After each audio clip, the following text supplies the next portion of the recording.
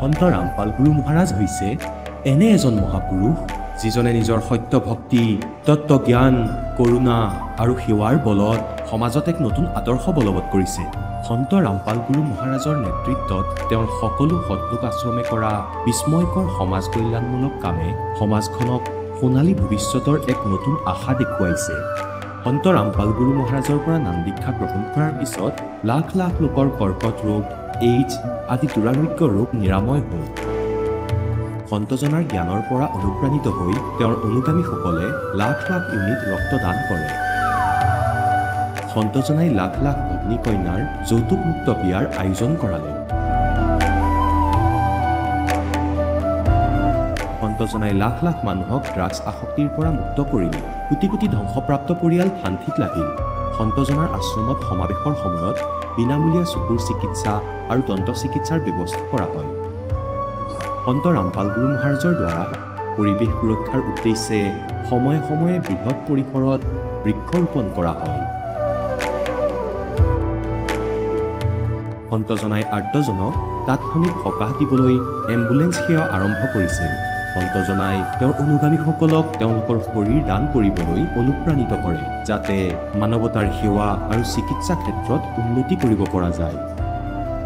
সন্ত ৰামপাল গুৰু মহাৰাজৰ সকলো আশ্ৰমত প্ৰতিদিনে বিনামূলীয়া ধৰ্মভোজৰ আয়োজন কৰা হয়, য'ত প্ৰতিবাৰেই প্ৰতিটো জাতি, প্ৰতিটো ধৰ্মৰ মানুহে একেলগে বহি ভোজন কৰে।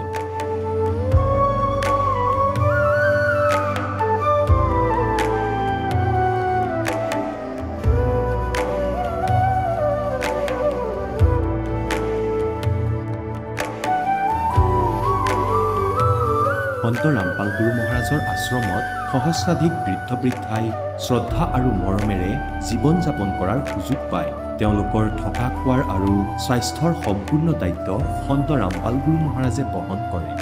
অনাথ শিশুৰ বাবে সন্ত ৰামপাল গুৰু মহাৰাজৰ সকলো আশ্ৰম বিশেষ বৰদানতকৈ কম নহয়, য'ত তেওঁলোকক শিক্ষা, সংস্কাৰ আৰু ভৱিষ্যতৰ বাবে উন্নত সুবিধা প্ৰদান কৰা হয়।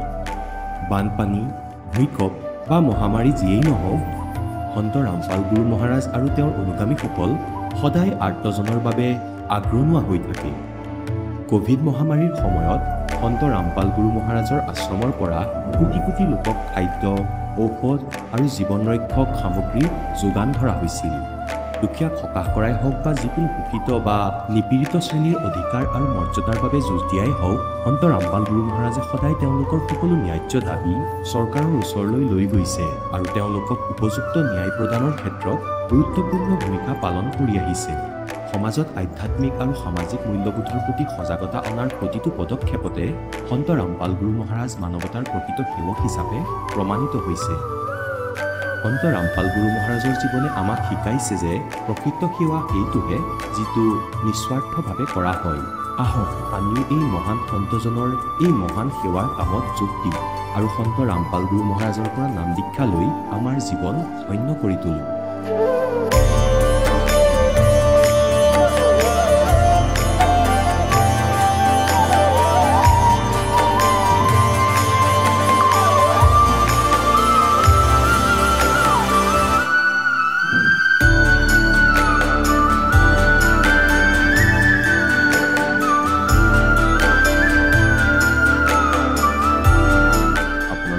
পৰিয়ালৰ সৈতে সৎলোক আশ্ৰমলৈ আন্তৰিকতাৰে আমন্ত্ৰণ জনোৱা হয়।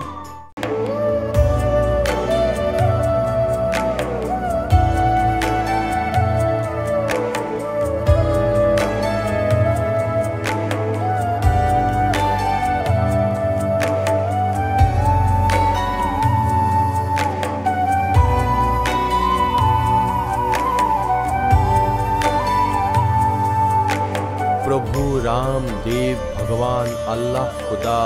যীশু আদি নামবোৰ একে শক্তিৰ। তেওঁ কেনেকুৱা, ক'ত আছে, কেনেকৈ পাব, কোনে দেখিছে? এই প্ৰশ্নচিহ্নটো সম্পূৰ্ণৰূপে আঁতৰাবলৈ অৱশ্যেই শুনিব জগতগুৰু তত্ত্বদৰ্শী সন্ত ৰামপাল গুৰু মহাৰাজৰ অমৃত বচন, সকলো পবিত্ৰ ধৰ্মৰ পবিত্ৰ শাস্ত্ৰৰ আধাৰত। নমস্কাৰ ছাৰ। নমস্কাৰ। আপোনাৰ শুভ নামটো? মোৰ নাম মলিন চন্দ্ৰ সূত্ৰধৰ। আপুনি কোন ঠাইৰ পৰা আহিছে? মই ধুবুৰী জিলা গাঁও বৰতৰদল অসম আপুনি সন্ত ৰামপাল গুৰুমাজৰ পৰা নাম দীক্ষা কেতিয়া লৈছিল 7 জুলাই 2019 ছাৰ তেখেতৰ পৰা নাম দীক্ষা লোৱাৰ আগতে আপুনি কোন ভগৱানক ভক্তি সাধনা কৰিছিল নাম সন্ত ৰামপালজী গুৰু মহাৰাজৰ দীক্ষা লোৱাৰ আগতে মই ব্ৰহ্মা বিষ্ণু মহেশ্বৰ এই জগতত প্ৰচলিত পূজা যিবিলাক মানে দুৰ্গা মই সকলো পূজাই কৰিছিলোঁ আপুনি যেহেতু আপোনাৰ হিন্দু সমাজত প্ৰচলিত পৰম্পৰাগত ভক্তি সাধনা হিচাপে আপুনি ভক্তি সাধনা কৰি আছিলে তেনে ক্ষেত্ৰত ছাৰ আপুনি সন্ত ৰামপাল গুৰুমাজৰ শৰণলৈ কিয় আহিব লগা হ'ল মানে এইটো মানে বিশেষ এনেকা মানে মোৰ তেতিয়া মানে বেমাৰ আছিলতো মানে মোৰ মাতটো মানে ফাঁচি গৈছিল মানে মাতটো বিশেষকৈ মানে নলাইছিল তেতিয়া মই মানে এই জগতগুৰু তত্ত্ব ৰামপালজী মহাৰাজৰ শিষ্যই পবিত্ৰ মানে জ্ঞান গংগা পবিত্ৰ পুথি আমাৰ বাজাৰৰ পৰা এইপিনে বৰপেটালৈকে মানে সেৱা কৰি আছে তেতিয়া মই তাতে এখন কিতাপ পালোঁ কিতাপটো 20 টকা ল'ল কিতাপটো নি পঢ়িলোঁ মই কিতাপটো প্ৰায় 4 মাহমান পঢ়িলোঁ 4 মাহ পঢ়াৰ পিছত দেখিলোঁ যে জ্ঞানটো ইয়াত ভাল জ্ঞান সত্য জ্ঞান শাস্ত্ৰ অনুকূল ভক্তি তেতিয়া মই সন্ত ৰামপালজী গুৰু মহাৰাজৰ চৰণত দীক্ষা ল'লোঁ আৰু ছাৰ আপুনি যি আপোনাৰ এই মুখৰ মাত নোলোৱা কথাটো কৈছে যে আপোনাৰ যি মানে মাতটো বহি গৈছিলে আপোনাৰ ভালদৰে স্পষ্টকৈ ওলোৱা নাছিলে তেতিয়া সেই তাৰ বাবে আপুনি ডক্টৰৰ ওচৰলৈ গৈছিল নে ছাৰ হয় মই মানে কোচবিহাৰ গৈছিলোঁ আৰু ইপিনে আমাৰ অসমতে বঙাইগাঁৱত গৈছিলোঁ মানে কোনো এইটো মানে ভাল কৰিব নোৱাৰিল পিছত মই মানে এই শাস্ত্ৰ অনুকূল ভক্তি কৰি এতিয়া লাহে লাহে বহুত ভাল পাইছোঁ এইটো এটা ছাৰ আচৰিত কথাৰ এজন সন্তৰ পৰা নাম দীক্ষা লোৱাৰ পিছতে আপোনাৰ যিটো মানে মুখৰ মাত ওলোৱা নাছিলে সেই তাৰ পৰা আপুনি এতিয়া বৰ্তমান কথা ক'ব পাৰিছে এইটো এটা সঁচাকৈ ভাবিব লগা কথা আৰু অসমৰ পৰা আপুনি তেখেতৰ পৰা নাম দীক্ষা লৈ এনেধৰণৰ লাভ পাইছে এইটো ছাৰ কেনেকৈ সম্ভৱ এইটো গুৰু মহাৰাজ সন্ত ৰামপালজী মহাৰাজে শাস্ত্ৰ অনুকূল ভক্তি প্ৰদান কৰে যি শাস্ত্ৰ অনুকূল ভক্তি প্ৰদান কৰি আমাক মন্ত্ৰ দিয়ে না সেই মন্ত্ৰতে আমাৰ বহুত লাভ হয় আৰু এটা কথা জানিব বিচাৰিছোঁ যিহেতু আমি আমাৰ যিবিলাক ছ'চিয়েল মিডিয়া প্লেটফৰ্ম আছে সেইবিলাকত আপোনালোকৰ সন্ত ৰামপাল গুৰুমাজৰ ভক্তসকলৰ যেতিয়া আমি অনুভৱ শুনো তেওঁলোকে নিজৰ মত ব্যক্ত কৰে যে তেওঁৰ পৰা নাম দীক্ষা লোৱাৰ পিছতে শাৰীৰিকভাৱে হওক বা আৰ্থিকভাৱে হওক বিভিন্ন প্ৰকাৰে লাভ পালে আপুনি যিহেতু আপোনাৰ মুখৰ মাত নোলোৱা যিটো সমস্যা আছিলে তাৰ পৰা আপুনি পৰিত্ৰাণ পাইছে ইয়াৰ উপৰিও ছাৰ আপুনি অন্য আৰু কিবা লাভ পাইছেনে হয় মই লাভৰ বিষয়ে ক'বলৈ গ'লে বহুত লাভ আছে মানে এতিয়া মই আগৰ কথা অলপমান কম দেই মানে মই তেতিয়া দীক্ষা লোৱা নাই প্ৰায় মানে 17 চনৰ কথা 1917 চনৰ মই তেতিয়া কিতাপটো পঢ়ি মানে দীক্ষা ল'ম বুলি ভাবি আছোঁ মোৰ মানে বিশেষ টকা নাছিল না মই মানে আশ্ৰমত যাব পৰা নাছিলোঁ পিছত মই মানে বাগানত কাম কৰোঁ চাহ বাগানত কাম কৰোঁতে মই মানে ভাবিছোঁ যে মই লোন ল'ম 10,000 টকা আৰু মানে 10,000 টকা লোন লৈ মই মানে আশ্ৰমত গৈ দীক্ষা ল'ম তেতিয়া আজি ল'ম বুলি 5টাত ছুটি কৰিলোঁ সোনকালে আহিলোঁ কিন্তু পিছৰ চাকাটো মানে থমকৈ ফুটি গ'ল তাৰপিছত মানে লোন ল'বলৈ যোৱা নহ'ল তাৰপিছত পিছদিনাখন আকৌ কামত গ'লোঁ কামত গৈ কিনে ভাবিলোঁ আজি লোন ল'বলৈ যাম 10,000 টকা মোৰ মানে লোন এটা চিলেকশ্যন হৈছে মোক ফোন কৰি মাতিছে আপুনি আহিব 10,000 টকাটো লৈ যাব তেতিয়া পিছদিনাখনো মই যেতিয়া 5টাত মানে ছুটি কৰি আহিলোঁ ছুটি কৰি আহোঁতে ৰাস্তাতে চাকাটো দম কৰি ফাটি গ'ল মোৰ মানে মনটো দুখ লাগিল আৰু মই দুদিনকৈ চাকাটো ফাটি গ'ল টকাটোও লোৱা নহয় এতিয়া দীক্ষাটো বা ল'ব পাৰোঁ নহয় এনেকৈ এটা মনত ভাৱ আহিল তেতিয়া মই মানে লাহে লাহে ঘৰ আহিলোঁ যেতিয়া মোৰ এটা মোবাইল আছিল না মই মোবাইলটো চালোঁ মোবাইলটো চোৱাৰ পিছত দেখোঁ 2,000 টকা তাত টকা মানে সোমাই আছে মোৰ বেংকৰ একাউণ্টত সোমাই আছে আৰু তেতিয়া মানে ক'লোঁ আৰু হে গুৰুদেৱ মোৰ 2,000 টকা আজি বেংকত পাছবুকত সোমাল মোক লোনটো ল'ব দিয়া নাই আৰু আপুনি মই লোনটো নলওঁ এতিয়া 2,000ৰে মই দীক্ষা ল'ব যাম পিছত মই পিছদিনাখন টকাটো ওলাই কিনি বহুত মানুহ বিচাৰিলোঁ প্ৰায় 10জনমান মানুহ বিচাৰিলোঁ দীক্ষা ল'বলৈ যাম বুলি মোক লৈছ বোলে মানে সজাই তেতিয়া কয় বোলে মই নোৱাৰিম তাত এনেকৈ বহুত মানে ভয় খুৱাই দিয়ে তেতিয়া মই ভাবিলোঁ তেতিয়া মোৰ এটা চালা আছে চালাটোক ক'লোঁ যে ব'লা আমি দীক্ষা ল'বলৈ যাম মই দীক্ষা ল'ম তেতিয়া সি মানে পটককৈ কৈ দিল হ'ব কালি বা পৰহি ওলাবি সেই কালি পৰহি ওলাই দুজনে গৈ দীক্ষাটো ল'লোঁ পৰমাত্মাৰ চৰণত সন্ত ৰামপালজী মহাৰাজৰ। ছাৰ এইটো এটা আচৰিত কথা, আপুনি যিহেতু এতিয়া আপোনাৰ অনুভৱ ব্যক্ত কৰিছে যে আপুনি দীক্ষা নোলোৱাৰ আগতে আপুনি সন্ত ৰামপাল গুৰু মহাৰাজৰ পৰা আচৰিত ধৰণে লাভ পাইছে, যেনেকৈ আপুনি নাম দীক্ষা ল'ব যাবৰ বাবে যি ভাড়া নাছিলে সেই ভাড়াও আপোনাক সন্ত ৰামপাল গুৰু মহাৰাজৰ কৃপাত আপুনি প্ৰাপ্ত কৰা বুলি নিজে আপুনি মত ব্যক্ত কৰিছে। ইয়াৰ উপৰি ছাৰ আৰু অন্য কি লাভ পাইছে ছাৰ? মানে অন্য লাভটো এনেকুৱা, মানে মোৰ জেপত এই পাকেটত মানে ধৰি লওক 200 টকা আছে, তাৰ পৰা মই মানে 50 টকা বজাৰ কৰিলোঁ, আৰু ঘৰত যে পেণ্টটো মানে খহাই থলোঁ, ৰাতিপুৱা উঠিলোঁ আৰু পিন্ধিলোঁ, আৰু চাওঁ সেই 200 টকাই হৈ আছে। মই আচৰিত পালোঁ, টকাটো ক'ৰ পৰা আহিল? মই আমাৰ ভগৱতীক সুধিছোঁ, তই মোৰ পকেটত কিবা থৈছা নেকি? কয় নাই, থোৱা নাইতো, এইটো গুৰুদেৱৰ দয়া। আৰু তাৰপিছত এতিয়া মই মানে 3:30 মানে ভক্তি কৰিবলৈ উঠোঁতো, ঠিক 3:30 আগত যেতিয়া মই ভক্তি কৰি উঠিম, তেতিয়া মানে 10 মিনিটমান আগত মই মানে ঘুমতে মানে টোপনিতে মন্ত্ৰটো জপ কৰি দিওঁ। কেতিয়াবা ছতনাম জপ হয়, একদম পূৰা মানে ছতনামটো জপ হৈ থাকিব, কপ কৰি মানে এই বেলটো বাজি যায় মোৰ, তেতিয়া মই মানে 3:30 পূজা কৰিবলৈ উঠি যাওঁ। আৰু কেতিয়াবা প্ৰথম মন্ত্ৰ, কেতিয়াবা টোপনিতে মানে এটি উঠিব লাগে 10-15 মিনিট আছে, তেতিয়াই মানে ঘুমতে মানে এই প্ৰথম মন্ত্ৰটো জপ হৈ থাকে। ঠিক এনেকা আৰু কি কিছুমান মানে গুৰু মহাৰাজ সন্ত ৰামপালজী মহাৰাজে বহুত মানে লাভ দিছে। আৰু সন্ত ৰামপাল গুৰু মহাৰাজে কোন শাস্ত্ৰৰ আধাৰত আপোনালোকক ভক্তিবিধি প্ৰদান কৰে? হয়, শাস্ত্ৰ অনুকূল ভক্তি প্ৰদান কৰিছে আমাক। গীতা, বেদ, মহাভাৰত, কোৰাণ শ্বৰীফ, আঠৰ পুৰাণ, এইবিলাক। আৰু আমি শুনিছোঁ যে আপোনালোকৰ গুৰু সন্ত ৰামপাল গুৰু মহাৰাজে শ্ৰাদ্ধ শ্ৰাদ্ধ কৰ্মকাণ্ড এইবিলাক কৰিবলৈ মানা কৰে। হয়, মানে শ্ৰাদ্ধ কৰিবলৈ মানা কৰিছে, তাৰপিছত দেৱী দেৱতা পূজা কৰিবলৈ মানা কৰিছে আমাক। আৰু কিয় মানা কৰিছে? আমি যিটো পূৰ্বৰ পৰা যিবিলাক আমাৰ পৰম্পৰাগত সাধনা আমি শ্ৰাদ্ধ কৰি আহিছোঁ আৰু আমি এইবিলাক কৰ্মকাণ্ড কৰি আহিছোঁ, তেনে ক্ষেত্ৰত আপোনালোকৰ গুৰু সন্ত ৰামপাল গুৰু মহাৰাজে এই সাধনাবিলাক, এই পৰম্পৰাগত যিবিলাক কৰ্মকাণ্ড কিয় বাধা কৰে বা মানা কৰে? এইবিলাক দেৱী দেৱতা বা শ্ৰাদ্ধ এইবিলাক মানে শাস্ত্ৰ অনুকূল ভক্তি নহয়। যিবিলাক গুৰু মহাৰাজ সন্ত ৰামপালজীয়ে মানে শাস্ত্ৰ অনুকূল ভক্তি দিয়ে, সেইটোহে মানে আচল সাধনা, সেইটোহে মানে যিটো মন্ত্ৰ দিয়ে সেইটো মোক্ষ মাৰ্গৰ মন্ত্ৰ। আৰু গীতাতো উল্লেখ আছে যে শাস্ত্ৰবিধি ত্যাগ কৰি যি ভক্তি কৰে তেওঁৰ না গতি হ'ব, না সুখ হয়, না লাভ হয়। কিন্তু শাস্ত্ৰ অনুকূল ভক্তি আমাক সন্ত ৰামপালজী গুৰু মহাৰাজে দিয়ে, সেইকাৰণে আমাৰ লাভ হয় বা মন্ত্ৰ জপ কৰিলেও লাভ হয়।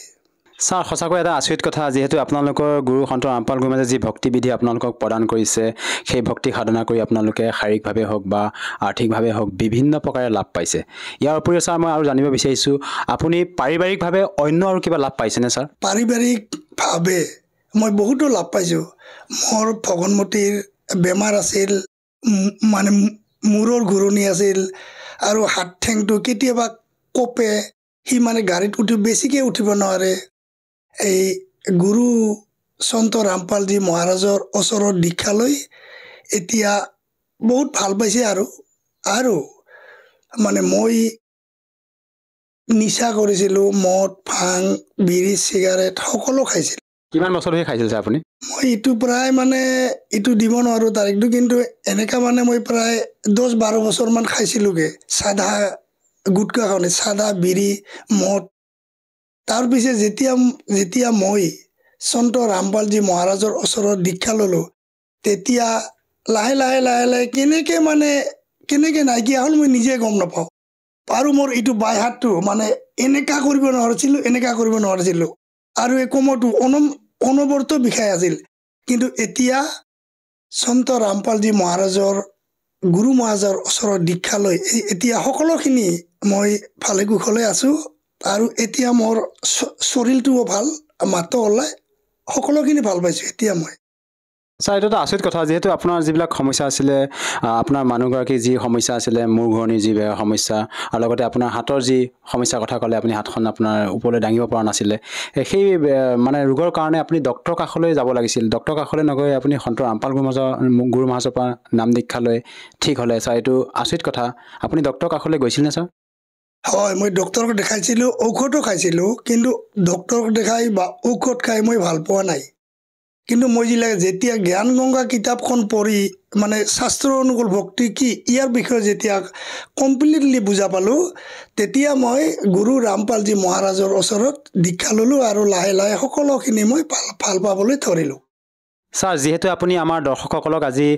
মানে টিভি স্ক্ৰীণৰ সন্মুখত আপোনাৰ মত ব্যক্ত কৰিলে আপোনাৰ অনুভৱ ব্যক্ত কৰিলে যে আপুনি সন্ত ৰামপাল গুৰু মহাৰাজৰ পৰা নাম দীক্ষা লোৱাৰ পিছতে আপুনি শাৰীৰিকভাৱে লাভ পাইছে আৰ্থিকভাৱেও আপুনি উপকৃত হৈছে লগতে আপোনাৰ যিবিলাক সমস্যা আছিলে ঘৰুৱা আপোনাৰ পৰিবাৰগৰাকী যি মূৰ ঘূৰণি বেমাৰ আছিলে আপোনাৰ হাতৰ যি সমস্যা আছিলে আপুনি হাতখন যি আপোনাৰ ওপৰলৈ দাঙিব পৰা নাছিলে তাৰ পৰা আপুনি আজি পৰিত্ৰাণ পালে যিসকল দৰ্শকে আজি আপোনাক টিভি স্ক্ৰীণত প্ৰত্যক্ষ কৰি আছে সেই দৰ্শকসকলক আপুনি কি সন্দেশ দিব বিচাৰে তেওঁলোকে যাতে সন্ত ৰামপাল গুৰু মহাৰাজৰ পৰা নাম দীক্ষা লৈ উপকৃত হ'ব পাৰে মই সন্দেহ নুকি দিম মই হাত জোৰ কৰি প্ৰাৰ্থনা মানে কৰিছোঁ সকলো ৰাইজক যেন মোৰ যেনেকা হাতটো বিষ আছিল মাতটো নলাইছিল আৰু মোৰ মানে ভগনমতীৰ বেমাৰ আছিল এইবিলাক আমি সন্ত ৰামপালজী মহাৰাজ গুৰু মহাৰাজৰ দীক্ষা লৈ ভাল পালোঁ ঠিক আপোনালোকেও সৎসং চাই জ্ঞান গংগা কিতাপ পঢ়ি মানে আপোনালোকেও লাভ পাওক আৰু নিজৰ জীৱনটো কল্যাণ কৰক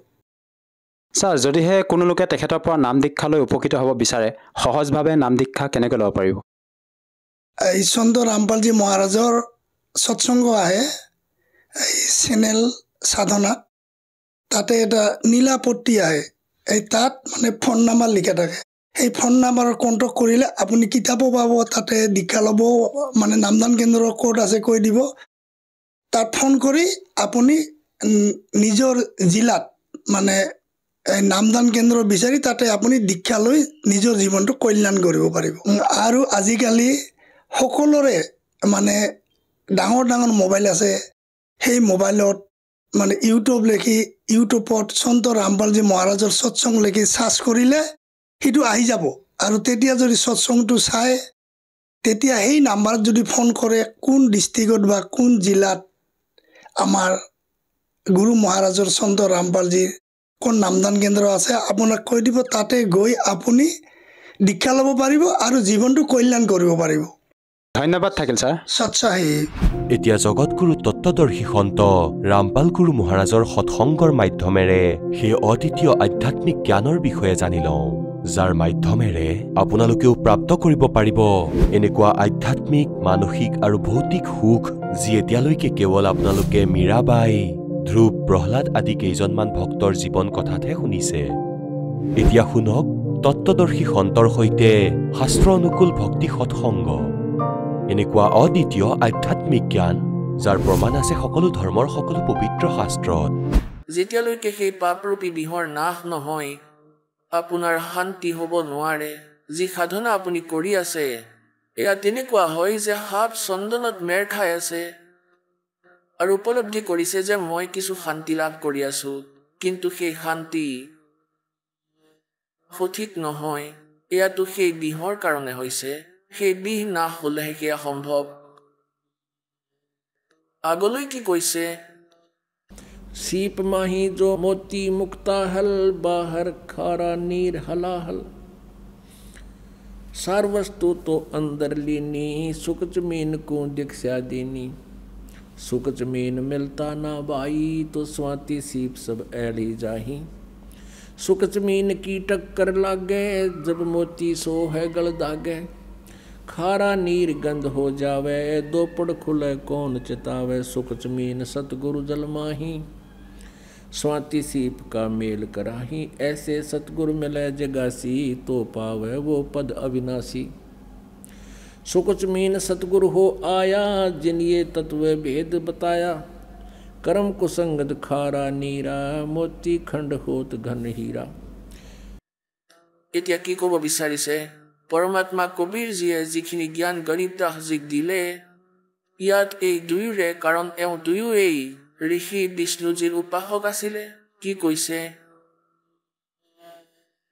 যেনেকৈ এটা শিৱ থাকে যেনেকৈ শংখ থাকে দেখিছে আপোনালোকে এনেকৈ এটা চেপেটা এটা জীৱ থাকে ইয়াৰ ওপৰত এটা কভাৰ থাকে ইয়াৰ বডি চেপেটাৰ দৰে হয়, শংখৰ দৰেই তাৰ মেটেৰিয়েল বহুত কঠিন হয়, তেন্তে চুকাছ সেই শিৱ যিটো হয় এয়া খাৰুৱা সাগৰত থাকে আৰু ওপৰত আকাশৰ পৰা যেতিয়া বৰষুণ হৈ থাকে আৰু তাৰ মুখ খোলা থাকে, সেই সময়ত সি কি কৰে, এটা টোপাল ওপৰৰ আকাশৰ পানীৰ লৈ লয়, স্বাতি নক্ষত্ৰ বুলি কোৱা হয় ইয়াক, আৰু সেই টোপালটো লৈ সি পুনৰ মুখখন বন্ধ কৰি দিয়ে আৰু সমুদ্ৰত ডুব মাৰি যায়। এতিয়া সেই সময়ত কি হয়, সেই শিপৰ মুখৰ ওপৰত এটা মাংসৰ দৰে আৱৰণ আহে, এটা অট'মেটিকেল চিষ্টেম হয়, ওপৰত এটা মাংসৰ কভাৰ হৈ যায় নিজৰ শৰীৰেৰে, আৰু সিফালৰ পৰা সেই শিপৰ ভিতৰত মুকুতা হোৱা আৰম্ভ হৈ যায়। যেতিয়া সেই মুকুতা পৰিপক্ক হৈ যায়, পৰিপক্ক হৈ গ'লেই ওপৰৰ মাংসত এক বিশেষ সুগন্ধ ওলোৱা আৰম্ভ হয়, যিটো শিপৰ মুখত কভাৰ হৈ যায়। সেই মাংসৰ এটা বিশেষ গোন্ধ আহে, এটা পাতল মুখৰ, একেবাৰে পাতল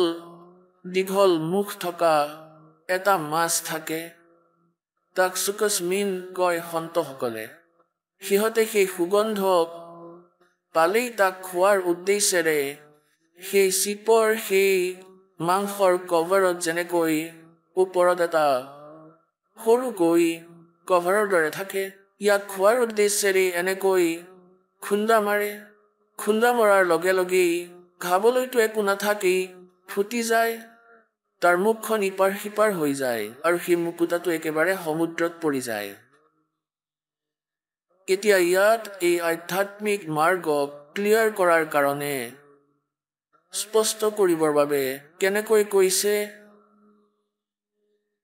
যেনেকৈ আপুনি উপদেশ লৈ লৈছে, উপদেশ লৈ লৈছে আপুনি, যেনেকৈ হাৰ নাম নাপালে সৎনামলৈকে আপোনালোকৰ ভক্তি চলি আছে, যেনেকৈ আগতে এই পৰমাত্মাই হাৰ নামক সাৰ্বজনিক কৰাৰ আদেশ দিয়া নাছিলে কাকোকে, এতিয়া এই দাসৰ ওপৰত দয়া কৰিছে ইয়াক সাৰ্বজনিক কৰিবলৈ। ইয়াৰ আগতে যি এই ভক্তি কৰিছিলে, পৰমাত্মাই স্বয়ং নিজেই মন্ত্ৰ আনি পেলাই এওঁলোকক দিছিলে, এই দুয়োটা মন্ত্ৰৰ জপেৰেও মুক্তি হ'ব নোৱাৰে। এই দুয়োটা মন্ত্ৰৰে যিটো সৎনামেৰেও মুক্তি নাপায়, যেতিয়ালৈকে এই হাৰ নাম নাপায়। এতিয়া কি কৈছে যে যেনেকৈ সৎনাম আপুনি প্ৰাপ্ত কৰিলে, পৰমাত্মাই ৰৈ ৰৈ সৎনাম দি দিছিলে আৰু ইয়াক গুপ্ত ৰখাৰ আদেশো দি দিছিলে। এই হাৰ নাম নাপালে কি হয়, আকৌ সি এই কালৰ জালতে আবদ্ধ হৈ যায়। तो यहाँ क्या बताते हैं कि सुख जमीन मिलता ना भाई, स्वाति सीप सब ऐड़ी जाही, ऐड़ी माने व्यर्थ। তেন্তে সম্পূৰ্ণ গুৰুক পালে, যাৰ ওচৰত কমপ্লিট জ্ঞান আছে আৰু সমাধান আছে, তেতিয়াহে হ'ব। এতিয়া কি ক'ব বিচাৰিছে, ৰজা জনকৰ মাধ্যমেৰে পৰমাত্মাই আমাক জ্ঞান দিব বিচাৰিছে। এতিয়া ৰজা জনকক পাত্ৰ বনাইছে, সুখদেৱকো এজন পাত্ৰ বনাইছে, কবিৰ পৰমেশ্বৰজীয়ে আমাক জ্ঞান দিব বিচাৰিছে আপোনাক আৰু মোক। কি কৈছে যে যেনেকৈ ৰজা জনকে বুজাই আছে সুখদেৱক যে তুমি নিজেই নিজৰ এনেকৈ কৈ আছা ইন্দ্ৰিয়বোৰক বশ কৰি লৈছা। तो कहते हैं इंद्री दमन करी किसका जा, ইন্দ্ৰিয়বোৰক তুমি হঠযোগ কৰি ইন্দ্ৰিয়বোৰক যদি কণ্ট্ৰল কৰিবলৈ চেষ্টা কৰা, তেনেহ'লে ইয়াৰ দোষ কি? আকৌ কি কৈছে, इंद्री कर्म लगाओ किसके, जैसे जीव लेप नहीं मधुरस के। এতিয়া আপুনি মৌ খাই জিভাৰ ওপৰত মৌ লাগি নাথাকে, তোমাৰ এইটো মন গ'ল, তুমি এইটো খাব বিচাৰিছিলা, তুমি সেইটো খালা, ইন্দ্ৰিয়ই নিজৰ কাম কৰিলে, ই আগলৈ পঠিয়াই দিলে। গতিকে সেই মধুৰ মৌৰ জিভাৰ ওপৰত তাৰ কোনো লিংক নাথাকিল, তাৰ কোনো প্ৰভাৱ নাথাকিল। আৰু এনেকৈ যদি আপুনি নিজৰ এই মনক আধ্যাত্মিক জ্ঞান ৰূপী এডাল ৰছীৰে বান্ধিবা তেনেহ'লে এই হঠ যোগৰ প্ৰয়োজন নাই আৰু তুমি এইটো কৈছা যে মই নিজেই নিজক কণ্ট্ৰোল কৰি লৈছো ইন্দ্ৰিয় জিকি লৈছো এয়া তোমাৰ ভুল হয় কি কৈছে कुरंग मतंग पतंग सरंग भरंगा इंद्री एक ठगोतिस अंगा कुरंग मतंग पतंग सरंग भरंगा और इंद्री एक ठगोतिस अंगा तुमरे संग पांचों पर कासा या योग युगत की झूठी आशा কোৱা হয় ভাল মানুহ আপুনি নিজৰ কৰ্মক নষ্ট কৰি আছে যেনেকৈ কুৰংগ হৈছে হৰিণ ইয়াৰ কাণৰ বিষয় হৈছে শব্দ শব্দৰ বিষয়ত সি ইমান কাতৰ হৈ থাকে ইমান বিবহ যে হৰিণক ধৰোতাসকল মৃগক ধৰোতাসকলে চিকাৰীসকলে এক প্ৰকাৰৰ সুৰ বনায় সাৰংগী অথবা নিজৰ কোনো যন্ত্ৰৰে আৰু সেই সুৰত কাণৰ কাৰণে সি ইমান বিবহ হৈ পৰে হৰিণটো আহি সেই চিকাৰীৰ ওচৰত এনেকৈ মুখ থৈ দিয়ে আৰু সেই সুৰৰ ওপৰত ইমান মুগ্ধ হৈ যায় আৰু চিকাৰীয়ে তাক ধৰি লৈ যায় আৰু তাক তাৰ মৃত্যুৰ কাৰণ হৈ পৰিলে সেই কাণ আকৌ কৈছে যে মতংগ হাতীক কোৱা হয় হাতীৰ ভিতৰত এই কাণ বাসনা সকলোতকৈ বেছি থাকে হাতীক ধৰোতাসকলে কি কৰে এজনী মাখুন্দিক ট্ৰেইন কৰি লয় আৰু এটা গাঁত বনাই লয় তাত দীঘল লম্বা গাঁত খান্দি দিয়ে 5-7 ফুট বহল ডাঙৰ আৰু ইয়াৰ ওপৰত আকৌ এটা কভাৰ কৰি দিয়ে সৰু সৰু খৰি দি তাৰ ওপৰত মাটি ঢালি দিয়ে মাটিৰ ওপৰত ঘাঁহ লগাই দিয়ে সতেজ ঘাঁহ তাৰ ওপৰত লগাই দিয়ে আৰু পানী চানি ছটিয়াই দিয়ে আৰু মাখুন্দিজনীক মতা হাতীৰ মাজলৈ পঠিয়াই দিয়ে তাই যায় আৰু হাতীৰ লগত স্পৰ্শ কৰে নিজৰ শৰীৰেৰে তাক উত্তেজিত কৰিবলৈ হাতী উত্তেজিত হৈ 2-4 হাতী তাইৰ পিছে পিছে গুচি আহে আৰু তাই দৌৰ মাৰে পুনৰ সেই দিশত য'ত তাইক এৰি দিছিলে তাই চিধা দৌৰি আহে প্ৰথমতেতো হাতী তাইৰ পিছে পিছে দৌৰিছিলে তাই আকৌ ছাইড কাটি কাৰণ তাই জানিছিলে ইয়ালৈ যাব নালাগে তাই সেই স্থানক এৰি য'ত গাঁত খান্দি থোৱা থাকে তাৰ কাষেৰে গৈ আকৌ হাতী তাইৰ ফালে গ'লে তাই আকৌ ইফালে কাটি একেবাৰে কাট খাই আকৌ চিধা দৌৰিব ধৰে অৰ্থাৎ তাইক এনেকুৱাকৈ ট্ৰেইন কৰা আছে এনেকৈ এইফালে দৌৰিব আকৌ পিছত ছাইডেদি আহি যাব আকৌ পুনৰ চিধাই দৌৰিব আৰু হাতী কেইটা চিধাই দৌৰি থাকিব তাইৰ পিছে পিছে আৰু সেই গাঁতত ধপ ধপকৈ 3-4টা একেলগে পৰি যায় আৰু গোটেই দিন চিঞৰি চিঞৰি পাৰ কৰে আৰু সেই হাতী ধৰা সকল ওপৰত থিয় হৈ থাকে আৰু সিহঁতৰ দীঘল দীঘল জাঠিৰে মূৰত খুচি থাকে 2-3 দিনলৈকে সিহঁতে আহাৰ নাপায় তেতিয়া সিহঁত সমৰ্পিত হৈ যায় দুৰ্বল হৈ যোৱাত ধৰি আনে এতিয়া কি কৈছে कुरंग मतंग पतंग सरंग भरंगा इंद्री एक ठगोतिस अंगा আকৌ পতংগ এতিয়া বৰ্ষাৰ দিনত আপুনি দেখিব লাইটৰ ওপৰত আগতে চাকি আছিলে কভাৰ নথকা আৰু এই জীৱ জন্তু পতংগ উৰি উৰি চিধা এই চাকিৰ ওপৰত পৰি যায় আৰু জ্বলি মৰি যায় তেওঁলোকৰ ওপৰত নাই ইমান বিবহ সেই ৰূপৰ ওপৰত তেওঁলোক বহুত আসক্ত তেওঁলোক মৰি যায় আঁতৰি নাযায় আকৌ কৈছে যেনেকৈ শৃংগ বুলি কয় মাছক এতিয়া মাছ ধৰোতাসকলে কি কৰে এক লোহাৰ তাঁৰৰ জোং বনায় আৰু সেই জোঙত মাছৰ টুকুৰা এটা লগাই দিয়ে আৰু সেই হুকত সেই জোঙত ৰছী বান্ধি দিয়ে আৰু পানীত পেলাই দিয়ে আৰু মাছে সেয়া খাবৰ কাৰণে এনেকৈ মাৰে এনেকৈ খুট মাৰে এনেকৈ ইয়াক ধৰি লয় আৰু সি জোকাৰি দিয়ে মাংস খাব বিচাৰে সি সেই জোং তাৰ ডিঙিৰ ভিতৰলৈ সোমাই যায় তাক ধৰি বাহিৰ উলিয়াই আনে তাৰ মৃত্যুৰ কাৰণ হ'ল তাৰ জিভাৰ সোৱাদ আকৌ কৈছে ভোমোৰাক কয় ভোমোৰাক। ভোমোৰাই কি কৰে, ফুলৰ ওপৰত গৈ বহি যায় আৰু আবেলিৰ সময়লৈও সি নুঠে, কাৰণ সি খুব আনন্দিত হৈ থাকে। নাকৰ ইন্দ্ৰিয় তাৰ খুব প্ৰভাৱিত থাকে আৰু সেই সুগন্ধক এৰিব নোৱাৰে। আৰু ৰাতিৰ সময়ত সেই ফুলৰ পাহি বন্ধ হৈ যায়, ৰাতিপুৱালৈ ভোমোৰাটো তাতে মৰি থাকে। এতিয়া পৰমাত্মাই কি ক'ব বিচাৰিছে যে এই কালে কয় যে এই প্ৰাণীবোৰৰতো এটা এটা বিষয় আছিলে আৰু সেই বিকাৰেই এওঁলোকৰ মৃত্যুৰ কাৰণ হৈ গ'ল। तुमरे संग पांचों पर कासा योग युगत की झूठी आशा।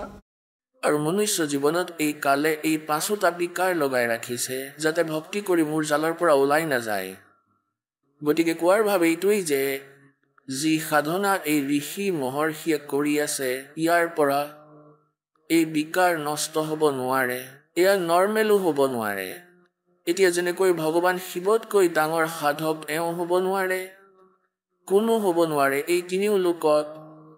আৰু ভগৱান শিৱজীৰ লগত পাৰ্বতীয়ে এবাৰ এনেকুৱা ডাঙৰ ভুল কৰি পেলাইছিলে যে শ্ৰীৰামচন্দ্ৰজী জংঘলত সীতাৰ বিয়োগত ঘূৰি আছিলে আৰু ওপৰৰ পৰা ভগৱান শিৱই প্ৰণাম কৰিলে, ক'লে এয়া ভগৱান বিষ্ণু আছে তলত। পাৰ্বতীয়ে সুধিলে যে কাক প্ৰণাম কৰিছে আপুনি? ক'লে সন্মুখত সেয়া ভগৱান বিষ্ণু আহি আছে, তেওঁক প্ৰণাম কৰিছোঁ। পাৰ্বতীয়ে ক'লে যে মই নামানো যে ভগৱানে কান্দে, কাৰণ সীতাৰ যেতিয়া অপহৰণ হৈছিলে তেতিয়া তেওঁ কান্দি আছিলে। মইতো পৰীক্ষা ল'ম, তেতিয়াহে মানিম যে তেওঁ ভগৱান হয়। ভগৱান শিৱই কৈছিলে যে পৰীক্ষা নল'বা, তেতিয়াতো মানা কৰি দিছিলে, কিন্তু পিছত লুকাই পেলাই তেওঁ চকুত ধূলি দি তেওঁ সীতাৰ ৰূপ ধাৰণ কৰি শ্ৰীৰামচন্দ্ৰজীৰ ওচৰলৈ আহিলে। আৰু এয়া কালৰ হাতত আছে এই ৰিমোট। এই কাল যিজন হয় 21 ব্ৰহ্মাণ্ডৰ স্বামী ব্ৰহ্ম, তেওঁৰ পিতা, তেওঁ এওঁলোকক নচুৱাই। এতিয়া সিফালে ভগৱান শ্ৰীৰামেতো নাজানে যে মোৰ সীতাক কোনে উঠাই লৈ গ'ল, কাৰণ তাততো তেওঁৰ বুদ্ধি অফ কৰি দিছিলে কালে। গীতাজীৰ অধ্যায় নম্বৰ 7 শ্লোক নম্বৰ 3, 4, 5, 6, 7 এই কালে কয় যে শুনা অৰ্জুন, এই বলৱানসকলৰ বল আৰু বুদ্ধিমানৰ বুদ্ধি মোৰ হাতত আছে। যেতিয়া বিচাৰিম অন ৰাখিম, যেতিয়া বিচাৰিম অফ কৰি দিম। সেই ৰামচন্দ্ৰৰ বুদ্ধি অফ কৰি ৰাখিছিলে, তেওঁ নাজানে তেওঁৰ সীতাক কোনে লৈ গৈছিলে, উঠাই লৈ গৈছিল। সিফালৰ পৰা সীতা ৰূপ ধৰি যেতিয়া পাৰ্বতী থিয় হলি, কালে তেওঁৰ বুদ্ধি অন কৰি দিলে আৰু চিনি পালে যে হে দক্ষ পুত্ৰী মায়া, ভগৱান শিৱকো লৈ গ'ল, অকলে কিয় আহিছে? তেতিয়া তেওঁ লাজ পালে যে সঁচাকৈ আপোনাক ঠিকেই প্ৰণাম কৰি আছিলে ভগৱান শিৱই। তেতিয়া ভগৱান শিৱৰ উপলব্ধি হ'ল এই কাল যি হয় তেওঁ একেবাৰে পাৰ্গত হয়। শিৱজীৰ মনলৈ এইটো আনিলে যে তেওঁ মনে মনে নিশ্চয় গৈছে। তেওঁ সুধিলে যে তুমি পৰীক্ষা লৈ আহিলা? তেওঁ ক'লে যে নাই, মই যোৱা নাই। শিৱজীয়ে জানি গ'ল যে মিছা কৈছে। ক'লে নহয়, তুমি পৰীক্ষা লৈছা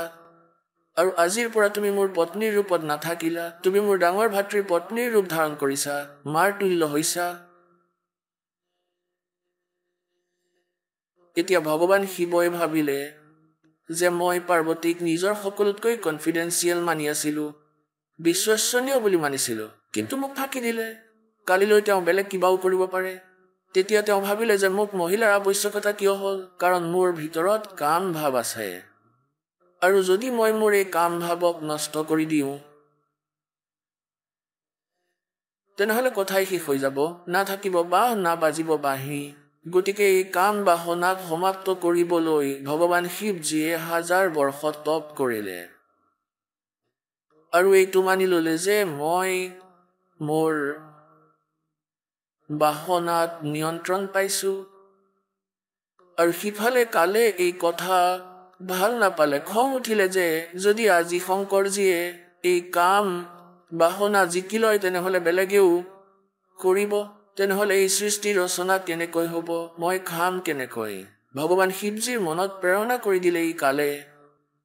কোনো এজনে আহি ক'লে যে আপুনি এনেকৈ ভগৱান। যেতিয়া সাগৰ মন্থন হৈছিলে তেতিয়া ভগৱান বিষ্ণুৱে মোহিনী ৰূপ ধাৰণ কৰি ৰাক্ষসৰ পৰা অমৃতৰ কলহ চুৰ কৰি নিছিলে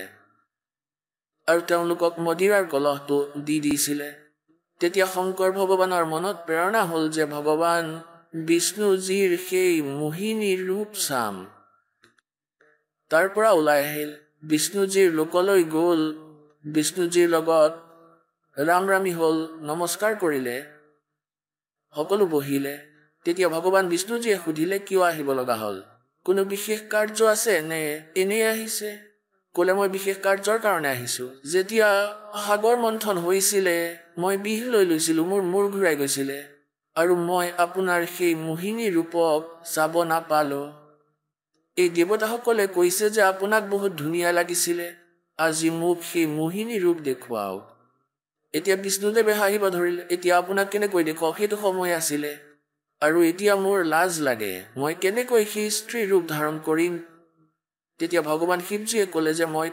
আপুনি সেই ৰূপ দেখুৱালেহে মই যাম, আৰু বহি পৰিল।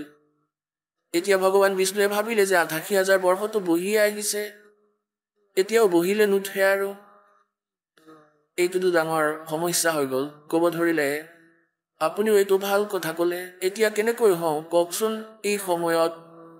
এই বুলি কৈ নিজৰ ৰেচিডেঞ্চত প্ৰৱেশ কৰিলে আৰু বাহিৰত বাৰাণ্ডাত বহি আছে সেই শিৱজী,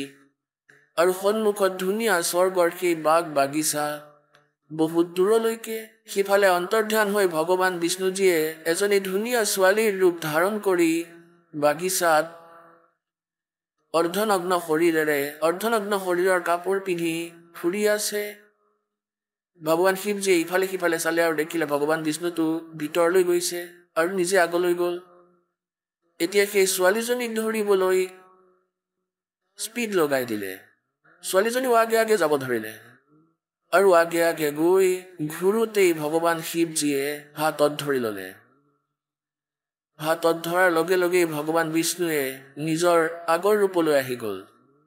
আৰু ক'লে যে যি প্ৰকাৰে এতিয়া মই তোমাক পগলা কৰিছোঁ, সিহঁতকো কৰিছিলোঁ, ৰাক্ষসসকলক তেনেকৈ পগলা কৰিছিলোঁ।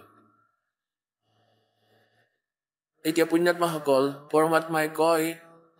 जैसे अगन काष्ठ के माही है व्यापक पर दिखे नाही,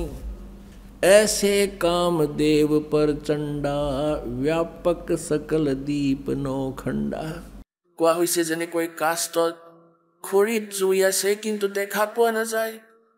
আৰু যেতিয়া ইয়াত কাঠি লগাই দিয়া যায় চাব গোটেইখিনি জুই। तो कहते हैं जैसे अगन काष्ठ के माही है व्यापक पर दिखे नाही, ऐसे काम देव पर चंडा व्यापक सकल दीप नौखंडा। এতিয়া কোৱাৰ ভাৱ এইটোৱেই যে যদি আমি এইবোৰ কথাত লাগি থাকোঁ, প্ৰথমে নিজৰ ইন্দ্ৰিয়বোৰত নিয়ন্ত্ৰণ কৰোঁ, তেন্তে এইবোৰ কথাও ব্যৰ্থই হ'ব। তেন্তে কি কৈছে যে যিবোৰ সাধনাৰ বিষয়ে আমি কৈ আছোঁ, পৰমাত্মাই ক'ব বিচাৰিছে সেই ভক্তিৰেই আপোনালোকৰ এই সকলো বিকাৰ প্ৰথমতে এই জ্ঞান হৈ যাব। জ্ঞানৰ পিছত আকৌ এই মনৰ যি ভক্তি আমি কৰোঁ, ইয়াৰ ভিতৰত এনেকুৱা এটা স্থিতি আহি পৰিব যে এই মনে যি টিটো ক'বই, কিন্তু ইয়াই হানি কৰাৰ যোগ্য নাথাকিব, কাৰণ ই এই জুই দেখা পাবলৈ ল'ব, ইয়াতকৈ আৰু আগবাঢ়িব নোৱাৰে। এই প্ৰকাৰে আমি পৰমাত্মাক পাব পাৰোঁ, এই বিধিয়ে কৈছে। তেন্তে কোৱাৰ ভাৱ এইটোৱেই যে প্ৰসংগ চলি আছিলে পৰমেশ্বৰ কবিৰদেৱে গুৰু ধৰিলে, গুৰু ধাৰণ কৰাৰ আৱশ্যকতাৰ কথা ক'লে। कि गर्भ योगेश्वर गुरु बिना वो करते हर की सेवे, সেও মানে পূজা। कह कबीर बैकुंठ से वो फेर दिए सुखदेव। স্বৰ্গৰ পৰা পুনৰ আঁতৰাই দিলে, ক'লে যে তুমি ইয়াৰ পৰা ওলাই যোৱা। राजा जनक गुरु किया फिर किन्नी हर की सेवे, कह कबीर बैकुंठ में फिर चले गए सुखदेव। ৰজা জনকৰ পৰা নাম ল'লে আৰু যি স্তৰৰ তেওঁ গুৰু আছিলে সেই স্তৰৰেই পাছপৰ্ট বনাই দিলে তেওঁ, আৰু সেই পাছপৰ্টেৰে তেওঁ সেই লোকলৈহে যাব পাৰে যিয়ে সেইখন বনাইছে। এতিয়া পুণ্যাত্মাসকল, ঠিক এই প্ৰকাৰেই এই কালৰ কিমান ভয়ংকৰ জাল আছে। এতিয়া ৰজাজনকে নিজে ক'ত ঠগ খালে, ৰজাজনকে বহু পুণ্য কৰিলে, ডাঙৰ ডাঙৰ যজ্ঞ কৰিলে, হাজাৰ হাজাৰ অৰ্থাৎ যজ্ঞ কৰিলে 100 মোনৰ ঘিউৰে এবাৰতেই 100 মোনৰ ঘিউৰে এক যজ্ঞ কৰোৱা হৈছিলে তেওঁ বহুবাৰ কৰালে 1000 বাৰ কৰিলে আৰু সিয়াৰ আধাৰতেই পুণ্য হ'ল বিমানত বহি গৈ আছিলে শৰীৰ এৰি সূক্ষ্ম শৰীৰত আগত এখন বহুত ডাঙৰ নৰক আছিলে য'ত 12 কোটি আত্মাই নিজৰ কষ্ট ভুগি আছিলে তাত হাহাকাৰ লাগি আছিলে আৰু কালে তেওঁৰ বিমানখন ইয়াৰ ওচৰেৰে লৈ গ'ল এতিয়া সাধুসন্তৰ দয়া থাকে ৰজাজনকে ক'লে যে ভাই পাৰিষদ যি পাইলট আছিলে তেওঁ ক'লে যে ৰাখা এই বিমানক আৰু এই কান্দি থকা শব্দ ক'ৰ পৰা আহি আছে মোক কোৱা তেওঁলোকে কৈ দিলে যে ইয়াত এনেকুৱা নৰক আছে এই নৰকৰ ভিতৰত 12 কোটি আত্মাই নিজৰ পাপ কৰ্ম ভুগি আছে ৰজাই ক'লে যে এওঁলোকক এৰি দিয়া এওঁলোকক উলিয়াই দিয়া সেই পাৰিষদসকলে ক'লে যে ইয়াত আপোনাৰ আদেশ নচলিব আপুনি ৰজা নহয় ইয়াত ধৰ্মৰাজৰহে আদেশ চলে তেতিয়া তেওঁ ক'লে যে মোৰ বিমানখন ইয়াতেই ৰখাই দিয়া ধৰ্মৰাজৰ লগত কথা পতোৱা পাৰিষদে গৈ ক'লে যে তেওঁ জেদ ধৰিছে আৰু কৈছে ৰজাজনকে যে এই 12 কোটিক এৰি দিব লাগে এই নৰকৰ পৰা ভাল আত্মাবোৰক ধৰ্মৰাজ তালৈ আহিলে আৰু ক'লে ৰাজন এওঁলোকক এৰি দিব নোৱাৰিম এওঁলোকে কৰ্ম ভোগ কৰিব তেওঁ জিদ কৰিলে যে এওঁলোকক যদি আপুনি এৰিব নোৱাৰে তেনেহ'লে মোক ইয়াতেই ৰাখক মই থাকিম ইয়াত এতিয়া ধৰ্মৰাজে তেওঁক তাত এৰিব নোৱাৰে তেওঁ পথ দেখুৱাই দিলে যে যদি আপুনি এই 12 কোটি আত্মাক নৰকৰ পৰা উলিয়াব বিচাৰিছে আপুনি নিজৰ পুণ্য দান কৰক এওঁলোকক ৰজাজনকে ক'লে ঠিক আছে মই নিজৰ 50% আধা পুণ্য দি দিছো এতিয়া আধা পুণ্য দি দিলে যেতিয়া সেই 12 কোটি যিখিনি সেই নৰকত আছিলে সকলোকে বিমানত বহাই স্বৰ্গলৈ ৰজাজনকৰ সৈতে পাৰ্চেল কৰি দিয়া হ'ল এতিয়া পুণ্যাত্মাসকল ইয়াত তোমাৰ খাওঁ আমি যেনেকৈ প্ৰথমে আমি কি কৰিছিলো এই বৃদ্ধ মা ভনী বৃদ্ধৰ ভৰি মালিচ কৰোঁ এক এনেধৰণৰ উপকাৰিতা কৰোঁ আৰু বৃদ্ধগৰাকী আশীৰ্বাদ দিছিলে তুমি বিবাহিত হয় তোমাৰ পুত্ৰ জীয়াই থাকক তোমাৰ ভাই ভতিজা জীয়াই থাকক গাখীৰৰ নৈ বৈ যাওক সেই বৃদ্ধগৰাকীৰ 4-5 অন্নটো আগৰ উপাৰ্জন আছিলে সেয়া তেওঁ সেই আশীৰ্বাদত হেৰুৱাই দিয়ে আৰু সেয়াটো আগৰ কথা আছিলে কলিযুগততো সেয়াও নাথাকিলে মই দেখিলো এবাৰ এজনে নিজৰ পিতৃৰ ভৰি পিটিকি আছিল পিতৃৰ আৰু তেওঁ আশীৰ্বাদ দিলে যে তুমি সৌভাগ্যৱতী হোৱা তোমাৰ ভাই জীয়াই থাকক তোমাৰ ভতিজা জীয়াই থাকক তোমাৰ পুত্ৰ জীয়াই থাকক তোমাৰ স্বামীৰ দীৰ্ঘায়ু হওক আৰু কিছু সময়ৰ পিছতেই তেওঁ নাজানো কি পৰিৱৰ্তন হৈ গ'ল সেই বৃদ্ধগৰাকীয়ে ক'লে তোৰ ভাই মৰি যাও দান তুমি এনেই কৰি দিলা এতিয়া সেই প্ৰথমতে তো আশীৰ্বাদ দিছিলে আৰু আকৌ তেওঁ অভিশাপ দি গ'ল দুইফালৰ পৰাই নিজৰ কৰ্মই ভাঙিলে ৰজাজনক এই কালৰ এইটো আস্থা হয় যে এটা বা আনটো টায়াৰৰ পৰা হাৱা উলিয়াই দিয়ে ফলত দুইটাই বেয়া হৈ যায় আৰু ইয়াত পৰমাত্মাৰ পদ্ধতি এইটো যে আপোনালোকক সকলোকে পাম্প দি দিয়া হৈছে নামৰ ভক্তিৰ আপোনালোকে নিজেও হাৱা ভৰাওক ভক্তিৰ উপাৰ্জন কৰক আৰু নিজৰ সন্তানবোৰকো আনক আৰু সকলোকে বেলেগকৈ নিয়ম বান্ধি দিয়া হৈছে নিজৰ কৰ্মৰে যোৱা সৎলোকলৈ এতিয়া তাত 50% নিজৰ পুণ্য দি দিলে সেই 12 কোটি আৰু সকলো স্বৰ্গ পালেগৈ ৰজাজনক বহুত আনন্দিত হ'ল ৱাহ ৱাহ হৈ গ'ল গোটেই স্বৰ্গতে জনকে 12 কোটি আবদ্ধক মুকলি কৰিলে কিমানক মুকলি কৰিলে যেতিয়ালৈকে ৰজাজনকৰ দ্বাৰা দিয়া পুণ্য সেই এভাৰেজ ৰেচিঅ'ত তেওঁলোকৰ প্ৰাপ্ত হ'ল 12 কোটিত ভগাই দিলে কাৰোবাৰ 10 দিনৰ কাৰোবাৰ 2 বৰ্ষৰ স্বৰ্গ সেই 2 বৰ্ষৰ স্বৰ্গ সকলোৰে হৈ গ'ল মানি লোৱা এতিয়া 2 বৰ্ষতো তেওঁলোক স্বৰ্গত থাকিব ইয়াৰ পিছত আকৌ নৰকত কিয়নো সেই পাপটো তেনেকৈয়ে ৰৈ গ'ল তেওঁলোকৰ প্ৰথমৰ পাপটো তেনেকৈয়ে ৰৈ গ'ল যি কাৰণে নৰকলৈ গৈছিল কিন্তু 2 বৰ্ষৰ পুণ্য পাই গ'ল সেই 2 বৰ্ষ স্বৰ্গত থাকিলে আৰু পিছত আকৌ নৰকলৈ ঠেলি দিয়া হ'ল আৰু আকৌ ভোগ কৰিব আকৌ সেই দুখ পাব আৰু সিফালে ৰজাজনকক জাৰি পেলালে কালে আধা পুণ্য শেষ কৰি দিছা আৰু তাত 1000 বৰ্ষলৈকে স্বৰ্গত ৰাখিলে আৰু আকৌ যেতিয়া তাত পুণ্য শেষ হৈ গ'ল তেতিয়া তেওঁ কি হ'ল নানকজী হ'ল প্ৰথমতে ৰজা অমৃতৰ ৰূপত ৰজা আছিলে ৰজা জনকৰ ৰূপত ৰজা আছিলে হাজাৰ হাজাৰ লাখৰ সংখ্যক চাকৰ আছিলে আৰু আকৌ সেই আত্মা সঠিক সাধনা নোপোৱা বাবে সৎ সাধনা নোপোৱা বাবে স্বয়ং চাকৰ হৈ গ'ল চুলতানপুৰত নবাবৰ তাত নানকজী কালৰ এয়া জাল হয় পুণ্যাত্মাসকল ইয়াক আপোনালোকে বহুত ভালকৈ বুজিব লাগিব এতিয়ালৈকেতো আমি কেৱল দন্তকথা লোকবেদ এইবোৰ মনক সন্তুষ্টি দিবৰ কাৰণেহে এই কথাবোৰ শুনোৱা হৈছিল আমাক কোনো নিষ্কৰ্ষই কোনেও দিয়াই নাছিলে পৰমেশ্বৰ কবীৰজীৰ দ্বাৰা আপোনালোকে এই আধ্যাত্মিক তত্ত্ব জ্ঞান প্ৰাপ্ত কৰিছে এতিয়া পুণ্যাত্মাসকল পৰমাত্মা কবীৰজীয়ে এই উদ্দেশ্যেৰে যে গুৰুজীৰ অবিহনে মুক্তি হ'ব নোৱাৰে আৰু যদি মই গুৰু নধৰো তেনেহ'লে আহি থকা সময়ত কালৰ দূতসকলে এই বুলি ক'ব যে দাগ লগাব কবীৰজীয়ে কেতিয়া গুৰু ধৰিছিলে বিনা গুৰুৰেই কাম হ'ব আৰু কালে আকৌ মোৰ আত্মাসকলক ফাঁকি দি দিব আৰু সেইবাবেই পৰমেশ্বৰে এতিয়া সেই ঋষিবোৰে কাৰোৰে জ্ঞানটো নুশুনেই কোন স্বামী ৰামানন্দজী ব্ৰাহ্মণ পণ্ডিত পৰমাত্মাই তেওঁক জ্ঞান শুনাবৰ বাবে কোনটো পদ্ধতি অৱলম্বন কৰিলে এটা 2.5 বছৰৰ বালকৰ ৰূপ ধাৰণ কৰিলে যেতিয়া পৰমাত্মা 5 বছৰৰ আছিল তেওঁ নিজৰ লীলা কৰি আছিলে 5 বছৰৰ সেই সময়ত 2.5 বছৰৰ বালকৰ ৰূপ ধাৰণ কৰিলে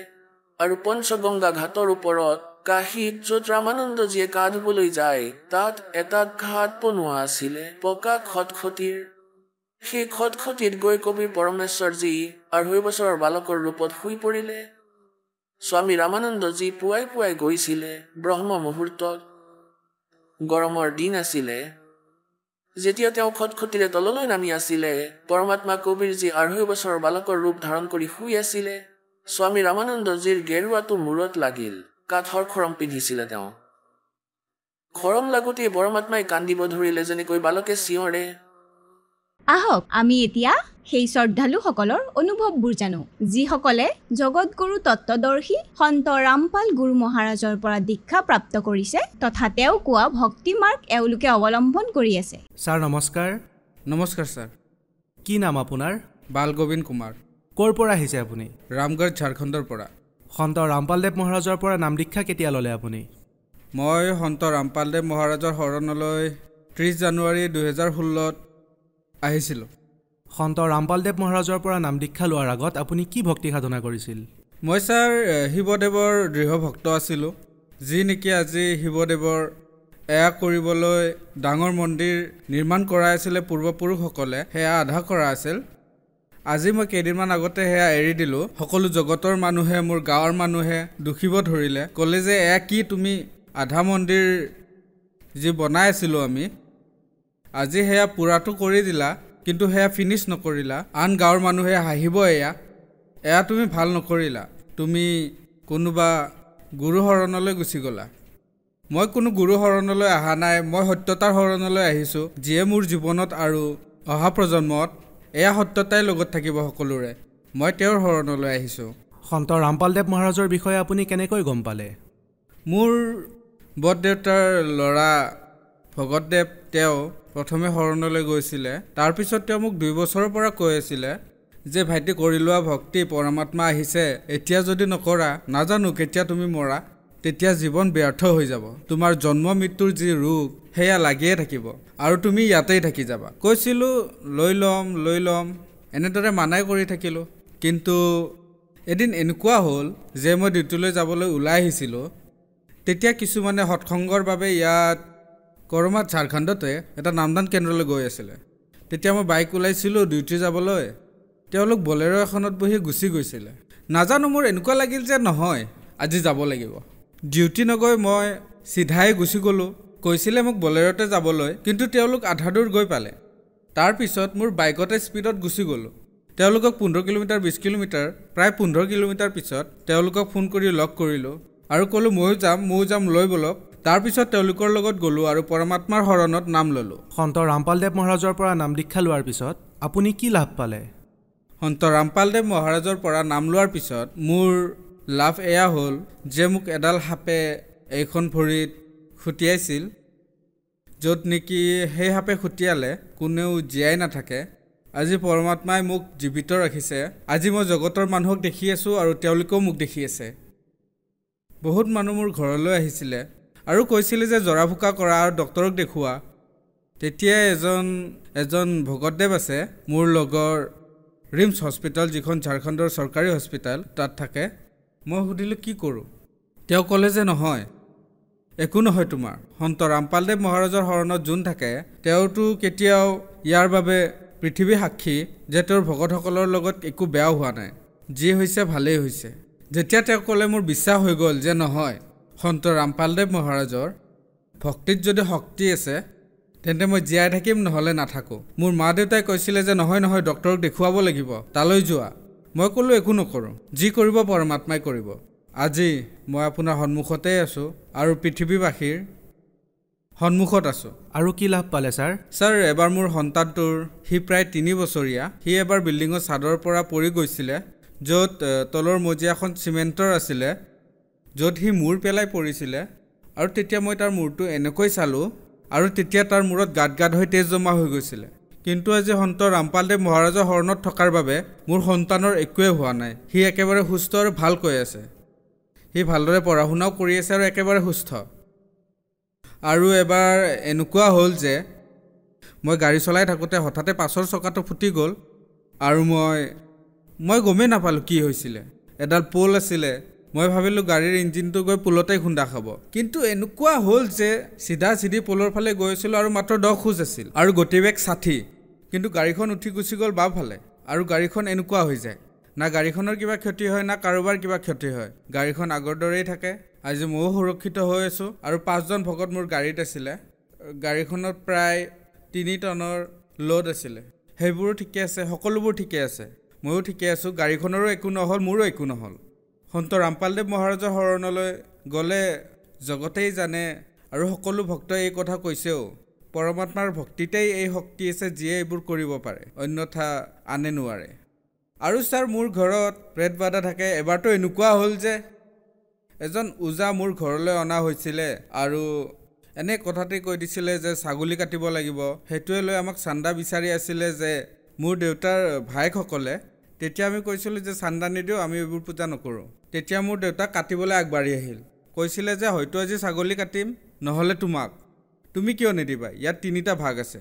এটা ভাগ তুমি দিব লাগিব। মোৰ দেউতাই মানা কৰি দিলে। তেতিয়া ময়ো মানা কৰি দিলোঁ যে নিদিওঁ। তেতিয়া ক'লে যে হয়তো আজি ছাগলী কাটিম, নহ'লে তোমাক কাটিম। কিন্তু ইমানখিনি বিশ্বাস আছে যে মালিকৰ দয়াত আজি জীয়াই আছোঁ, এয়া লাভ পালোঁ। ছাৰ, আপুনি যে কৈ আছিলে আপোনালোকৰ ঘৰৰ ভিতৰত যি প্ৰেত বাধাৰ সমস্যা আছিল, সেয়া ঠিক হ'লনে? একেবাৰে ঠিক হ'ল। আজি মোৰ ঘৰত কোনো প্ৰেত বাধা নাই। সন্ত ৰামপালদেৱ মহাৰাজৰ যি এই জ্ঞান পালোঁ, আজি সেই আধাৰতে আমি ভক্তি কৰি আছোঁ আৰু সদায় আৰু যেতিয়ালৈকে প্ৰাণ থাকিব এই শৰীৰত, সন্ত ৰামপালদেৱে দিয়া সেই জ্ঞান আৰু সেই ভক্তিক আমি কৰিম আৰু পূৰ্ণ মুক্তি প্ৰাপ্ত কৰিম, সেয়া মোৰ লক্ষ্য। আৰু গুৰুদেৱৰ এই জ্ঞানে আমাক মুক্তি দিব। ছাৰ, সন্ত ৰামপালদেৱ মহাৰাজৰ পৰা নাম দীক্ষা লোৱাৰ আগতে আপুনি কিবা নিচা কৰিছিলনে? হয় ছাৰ, মই কৰিছিলোঁ আৰু নিচাৰ লগে লগে মই মাংসও খাইছিলোঁ। আগতে যেনেকৈ চিগাৰেট খাইছিলোঁ, কিন্তু আজি যেতিয়া কোনোবাই চিগাৰেট খায় মই তাৰ ওচৰলৈ গ'লে বমি হৈ যায়। মোৰ সেই দোকানখনলৈ যাবলৈ মন নোযোৱা হৈ যায়। যদিও বিস্কুট আনিবলৈও থাকে, তাত কোনোবাই চিগাৰেট খাই থাকিলে ধোঁৱা ওলালে মই আঁতৰি যাওঁ, তাৰ পৰা বিস্কুটো নলওঁ। চেষ্টা কৰোঁ তাৰ পৰা যদি নল'ব পাৰোঁ ভাল। আৰু ইমান মাংস খাইছিলোঁ যে বজাৰে বজাৰে ঘূৰি ফুৰি যিয়ে মাংস বেচে তেওঁলোকে সেয়া বিচাৰি বিচাৰি আনি খাইছিলোঁ। আজি এনেকুৱা লাগে মই বহুত ভুল কাম কৰিছিলোঁ, যেন মোতকৈ বেছি তুচ্ছ আৰু কোনো নাই। গতিকে সেইবাবে মই বিচাৰোঁ পৰমাত্মা সন্ত ৰামপালদেৱ মহাৰাজৰ যি ভক্তি, এই ভক্তিত এয়া আছে, না নিজে কষ্টত থাকিবা না আন কাৰোবাক কষ্ট দিব পাৰিবা। গতিকে সন্ত ৰামপালদেৱ মহাৰাজৰ জ্ঞানত এয়া আছে। আৰু সন্ত ৰামপালদেৱ মহাৰাজে কয় তেওঁৰ জ্ঞানত এয়াও আছে আৰু পূৰ্ণ পৰমাত্মাৰো এয়া লিখা বিধান আছে যে য'ত পৰমাত্মাৰ সন্তান সকলো, গতিকে সেই যোনটো পশু পক্ষী কীট পতংগ অথবা মানুহ কোনোটো বেলেগ নহ'ল এয়া সকলো মোৰ ভাই বন্ধু যদি কাৰোবাক আমি কষ্ট দিওঁ তেতিয়া পৰমাত্মাৰ বিধান আছে যে আমিও কষ্ট পাম ছাৰ সন্ত ৰামপালদেৱ মহাৰাজৰ পৰা নাম দীক্ষা লোৱাৰ পিছত আপুনি আৰু কি লাভ পালে আৰু ছাৰ মই লাভ পালোঁ যে আধ্যাত্মিক জ্ঞান যি মই পালোঁ আজি সেয়া আটাইতকৈ বেলেগ আৰু মই এই কথা সকলোতে কওঁ যে এই জ্ঞান সৰ্বোচ্চ হয় মই মোৰ সকলো যিসকল সম্বন্ধীয় আৰু যি বন্ধু আছে তেওঁলোকক কওঁ যে বোলা সন্ত ৰামপালদেৱ মহাৰাজে এনেকুৱা জ্ঞান কৈ আছে যি জগতে জানিব লাগে আৰু ক'বলগীয়া গতিকে তেওঁৰ ভক্তি কৰা আৰু নিজেও যোৱা পূৰ্ণ পৰমাত্মাৰ শৰণলৈ আৰু সমগ্ৰ পৰিয়ালক সম্পৰ্কীয়সকলক কোৱা যে ভক্তিবিধি শাস্ত্ৰ অনুকূল এয়াহে আৰু এয়াই কৰিব লাগে ছাৰ আপোনালোকে ঝাৰখণ্ডত থাকে আৰু সন্ত ৰামপালদেৱ মহাৰাজৰ সৈতে জড়িতও গতিকে আপুনি নাভাবেনে আন সন্তৰ পৰাও আপুনি নাম দীক্ষা ল'ব পাৰিলে হয় ইমান দূৰৰ পৰা আহি সন্ত ৰামপালদেৱ মহাৰাজৰ সৈতে জড়িত হোৱাতকৈ ছাৰ সন্ত ৰামপালদেৱ মহাৰাজৰ ওচৰলৈ যোৱাৰ যি কথা আমি যে যাওঁ দিল্লী হাৰিয়ানা অথবা আন ঠাইত যোৱাৰ কথাটো বাৰু পিছত হ'ব প্ৰথমতেতো সন্ত ৰামপালদেৱ মহাৰাজ মোৰ হৃদয়ত আছে আৰু যে আশ্ৰমৰ কথা ঝাৰখণ্ডত আজি খন আশ্ৰম খোলা হৈছে আৰু মালিক সন্ত ৰামপালদেৱ মহাৰাজৰ সৎসংগ চলে গতিকে এনেকুৱা কোনো কথা নাই আমি এইবোৰ কৰোঁ কিন্তু লগতে এইটোও কথা যে মোক গাঁৱৰ মানুহে কয় যে তুমি যে আশ্ৰমলৈ যোৱা পইচা পোৱা সেইবাবে যোৱা এজন দুজনক আমি কৈ দিছিলোঁ যে এনেকুৱা কোনো কথা নাই সন্ত ৰামপালদেৱ মহাৰাজৰ যি ভক্তিবিধি মই সেয়াহে জানিবলৈ যাওঁ না কি পইচা পাওঁ সেইবাবে যাওঁ পইচা আমি দিহে যাব লাগে কাৰণ যিকোনো জ্ঞান ধৰক আমি যদি কোনো স্কুলত যাওঁ আপুনি পইচা দিহে স্কুল গৈ পাব তেতিয়াহে জ্ঞান পাব তাৰ মানে সন্ত ৰামপালদেৱ মহাৰাজৰ আশ্ৰমত নাম দিয়াৰ নামত পইচা লোৱা হয় অথবা আন কিবা বেলেগ ফিজ লোৱা হয় আশ্ৰমত খোৱাৰ কথাটো বাদ দিয়ক আন যিসকল গুৰু আছে সেই গুৰুসকলৰ মাজত দেখা পাওঁ যে আগত বহাজনৰ পৰা বেলেগ পইচা লয় ঠাণ্ডাৰ দিনত গাত উৰিবলৈ যি গৰম কাপোৰ লোৱা হয় তাৰ বাবে 20 টকা অথবা 50 টকাও দিব লাগে খাদ্যৰ বাবে পইচা দিব লগা হয় কিন্তু ইয়াত সন্ত ৰামপালদেৱ মহাৰাজৰ আশ্ৰমত দেখিবলৈ পাওঁ হাজাৰ হাজাৰ ভক্তৰ মাজত এনেকুৱা খাদ্য বিতৰণ হয় এনেকুৱা লাগে যেন মানুহে দেখি ভাবিবলগীয়া হয় যেন ইমান খাদ্যৰ পইচা আহে ক'ৰ পৰা তেওঁলোকৰ কিন্তু আজি চাওক সন্ত ৰামপালদেৱ মহাৰাজৰ দয়াত সকলো ভক্তই খাদ্য পাই আছে কাৰো পৰাই 1 টকাও লোৱা নহয় আনকি তেওঁলোকক 10 টকাৰ সহায়হে কৰে কিন্তু নলয় ভগত সমাজক আপুনি কি বাৰ্তা দিব বিচাৰিব মই ভগত সমাজক বাৰ্তা নহয় হাজুৰ কৰি বিনম্ৰ নিবেদন জনাব বিচাৰোঁ যে সন্ত ৰামপালদেৱ মহাৰাজে যি জ্ঞান দি আছে সেয়া শাস্ত্ৰ অনুকূল সাধনা আৰু শাস্ত্ৰ বিধি সাধনা হয় সকলো মই মিলাইও চাইছিলোঁ ভাগৱত গীতা যি বেলেগকৈ পোৱা হয় সেয়াও চাইছিলোঁ আৰু সন্ত ৰামপালদেৱ মহাৰাজে লিখা যি গীতা তোমাৰ জ্ঞান অমৃত অথবা আন কোনো সেয়া মই উলিয়াই চালোঁ একেই লিখা আছে কিন্তু তাৰ যি অৰ্থ মই শ্লোক মিলাই চালোঁ যি ভগৱত গীতাত লিখা আছে সেয়া শ্লোক ইয়াতো লিখা আছে তাৰ অৰ্থ যেতিয়া চালোঁ তেতিয়াহে গম পালোঁ সেই অৰ্থৰ পৰা এতিয়াহে মই বুজি পালোঁ গীতাৰ যি অৰ্থ সেয়া এয়াহে এয়া নহয় মই এই পাৰ্থক্য পালোঁ আপুনি কেনেকৈ গম পালে যে কোনটো শব্দাৰ্থ শুদ্ধ হয় ছাৰ যি শব্দ অৰ্থ পোৱা যায় তাৰ পৰা আপুনি গম পাব এয়া চিম্পলি কোনোবাই যদি পঢ়েও তেন্তে সেই শব্দাৰ্থৰে হিন্দীৰ পৰা ইংলিছৰ ঠিক তেনেদৰে সংস্কৃতৰ পৰা হিন্দীটো পায় এয়াতো সকলোৱে আজিকালি 10th ক্লাছ পঢ়িলেও শব্দাৰ্থৰ বিষয়ে গম পাই যায় আজিকালিতো মানুহে ট্ৰান্সলেট কৰি ল'ব পাৰে শব্দাৰ্থ গম পালে ময়ো তেনেদৰে মিলাই চালোঁ আৰু সঁচাকৈ সেয়া ঠিকেই সন্ত ৰামপালদেৱ মহাৰাজে তেন্তে শুদ্ধ অৰ্থ কয় নিশ্চয় সন্ত ৰামপালদেৱ মহাৰাজে সঁচা অৰ্থ কৈ আছে আৰু জগতকো কৈ দিছে যে এয়া শুদ্ধ আৰু যেতিয়া মানুহে এই জ্ঞানক বুজি আগুৱাই আহিব ধৰিছে মোৰ আৰু লাগিল যে নহয় এয়াই শুদ্ধ এজন মানুহ মূৰ্খ হ'ব পাৰে 4জন মূৰ্খ হ'ব পাৰে হাজাৰ হাজাৰজন আছে এজন ডক্টৰক দেখিলোঁ MBBS ডক্টৰ তেওঁ ৰামপালদেৱ মহাৰাজৰ শৰণত আছে এজন ইঞ্জিনিয়াৰো আছে এনে অহা নাইতো মই চাইছোঁ সংস্কৃতৰ যি এয়া গ্ৰেজুৱেশ্যন কৰিছে সংস্কৃতত তেওঁকো চাইছোঁ এজনে ডাবল MA কৰিছে তেওঁ কৈছে তেওঁতো সংস্কৃতত ডাবল MA কৰিছে ঠিক আছে মই অশিক্ষিত অথবা আন কোনো সেইজনটো অশিক্ষিত নহয় ঠিক আছে তেওঁক পইচা দিছে কিন্তু এজনকহে দিব হাজাৰজন মানুহকতো দিব নোৱাৰে গতিকে এই কথা যিসকলে সন্ত ৰামপালদেৱ মহাৰাজৰ সৈতে জড়িত হ'ব বিচাৰে কেনেকৈ জড়িত হ'ব পাৰিব সন্ত ৰামপালদেৱ মহাৰাজৰ সৈতে জড়িত হ'বলৈ ছ'চিয়েল মিডিয়াৰ যি চেনেল আছে ইউটিউব আছে ফেচবুক আছে অথবা টুইটাৰ আছে, যিকোনো ঠাইতে চাই আৰু টিভিত যি বিভিন্ন চেনেলত হঠংগ আহে তাৰ তলত হালধীয়া শাৰী এটা থাকে, তাত নম্বৰ থাকে। ইয়াৰ পৰা আপোনাৰ ওচৰত যি চেণ্টাৰ আছে আপুনি ফোন কৰি গম লওক, আপোনাক তৎক্ষণাতে ঠিকনাটো দিয়া হ'ব। আপুনি তালৈকে গৈ নাম দীক্ষা ল'ব পাৰে, ভক্তি কৰিব পাৰে। বহুত ধন্যবাদ। সচ্চাহে